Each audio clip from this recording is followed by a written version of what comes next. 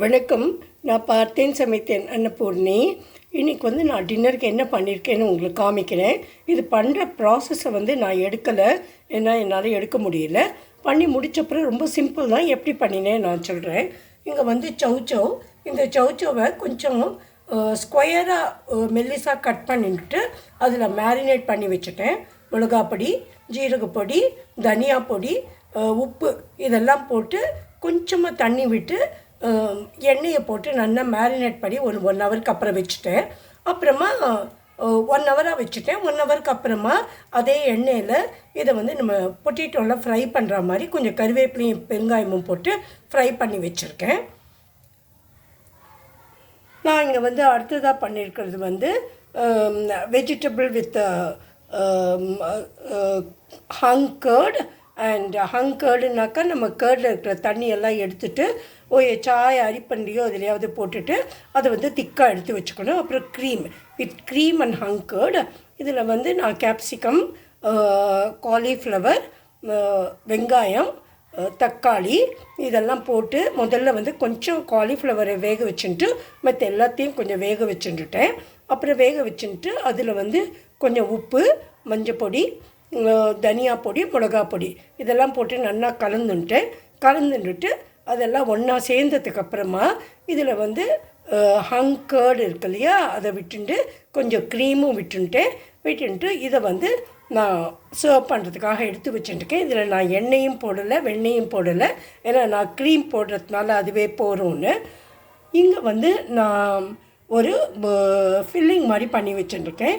இதுலேயும் எல்லா வெஜிடபிள்ஸும் போட்டிருக்கேன். கேப்சிகம், டொமேட்டோஸ்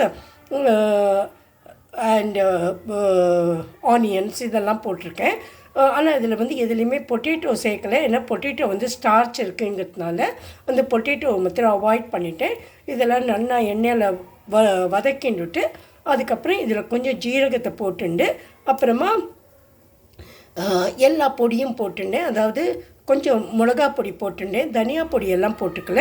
அதுக்கு பதிலாக ஆரிகானோ போட்டுட்டேன். அப்புறம் இட்டாலியன் ஹர்ப்ஸ் இருந்தது எனக்கு, அதுவும் பர்கருக்குள்ளெல்லாம் வைப்போம் இல்லையா, அது மாதிரி போட்டுட்டு இந்த ஃபில்லிங்கை வச்சுட்டுருக்கேன். அப்புறம் இந்தியன் பர்கர் மாதிரி பண்ணியிருக்கேன். இந்தியன் பர்கர் என்னன்னாக்கா வெறும் பைத்தம்பருப்பை ஒரு 1/2 hour ஊற வச்சு அதை அரைச்சி ஃப்ரிட்ஜில் வச்சுட்டேன்.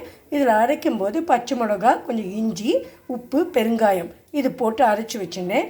அப்புறம் கொஞ்சம் இந்த தவாவில் நான் இது மாதிரி பண்ணிட்டு அதுக்கப்புறம் சர்வ் பண்ணுறதுக்கு முன்னாடி இந்த ஃபில்லிங்கை வச்சுட்டு இங்கே தோஃபு பன்னீரை கொஞ்சம் மேரினேட் பண்ணி அதை அந்த எண்ணெயில் வதக்கி வச்சுட்டுருக்கேன். இதுவும் ஃபில் பண்ணி சர்வ் பண்ணிடுவேன். இந்த மாதிரி ஸ்டார்ச் கம்மியாக இருக்கிற ஃபுட்டு நம்ம எடுத்துக்கும்போது நம்மளுக்கு ப்ரோட்டீன் நிறைய தேவையாக இருக்கும். இதை தவிர நம்ம ஃபேட் சேர்த்துக்கலாம். அப்புறம் இதில் வெண்ணெயோ க்ரீமோ கேர்டோ இதெல்லாம் சேர்த்துக்கலாம். கொஞ்சம் ஃப்ரூட்ஸை அவாய்ட் பண்ணுறது நல்லது, ஏன்னா அதில் சுகரும் ஸ்டார்ச்சு இருக்குது அப்படின்னு சொல்லி டாக்டர் சொன்னார். இதுதான் நான் எனக்கு டின்னர் பண்ணியிருக்கேன். இதை நான் எல்லாம் ஃபில் பண்ணிவிட்டு அப்புறம் உங்களுக்கு காமிக்கிறேன். இதை தவிர கொஞ்சம் சுண்டல் இந்த கொண்டைக்கடலை இருக்கு இல்லையா, அதில் சுண்டல் மாதிரி பண்ணி வச்சுருக்கேன். இதையும் சர்வ் பண்ணிவிடுவேன். இப்போ நான் இதுக்கு மேலே அந்த ஃபில்லிங்ஸை போட்டுட்டேன். எல்லாம் போட்டதுக்கப்புறம் அதுக்கு மேலே கொஞ்சோண்டு புதினா பொடியும் போட்டிருக்கேன். இப்போ எல்லாமே நான் சர்வ் பண்ணிட போனேன். இங்கே சர்வ் பண்ணி வச்சுருக்கேன்.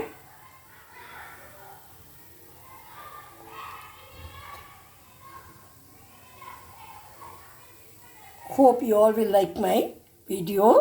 If you like my video, please subscribe. Thank you very much.